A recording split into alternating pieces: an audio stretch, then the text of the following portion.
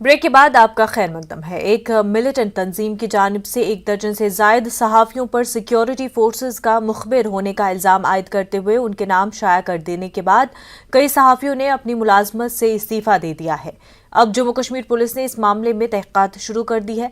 Police ने श्रीनगर, अनंतनाग और कुलगाम समेत 10 मकामात पर जांच शुरू कर दी है।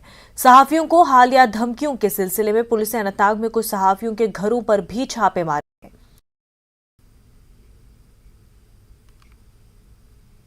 वहीं आपको बता दें कि online threat case Jammu Kashmir police red के हवाले से जर्नलिस्टों को ऑनलाइन धमकी देने के मामले में पुलिस ने 10 जगहों पर छापेमार कार्रवाई अंजाम दी है।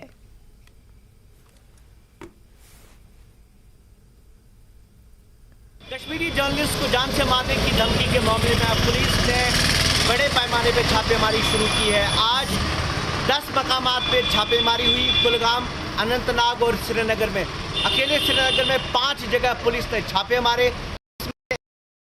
एक साबिका जर्नलिस्ट, एक वकील और एक टीआरएफ कमांडर का घर बताया जा रहा है।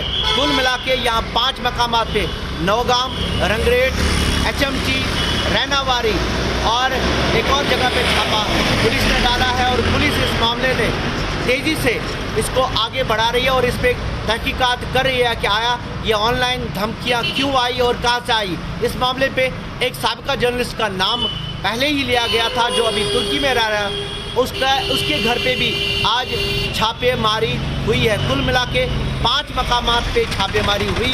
इस मामले में पिछले हफ्ते शेरगढ़ी थाने में पहले ही केस दर्ज किया जा चुका है और अब इस मामले को पुलिस बहुत आगे ले जा रही है, क्योंकि इस मामले को लेकर 5 जर्नलिस्ट ने, मकामी जर्नलिस्ट ने पहले ही रिजिग्नेशन दिया है। उन्होंने नौकरियां छोड़ी है क्योंकि उन्हें जान से मारने की धमकियां मिली थी, ऑनलाइन धमकियां थी। ये पुलिस तहकीकात करी है कि आखिर इसके पीछे कौन लोग हैं। कैमरा पर्सन आफाक शाह के साथ शब्बीर अहमद, न्यूज़ 18 श्रीनगर।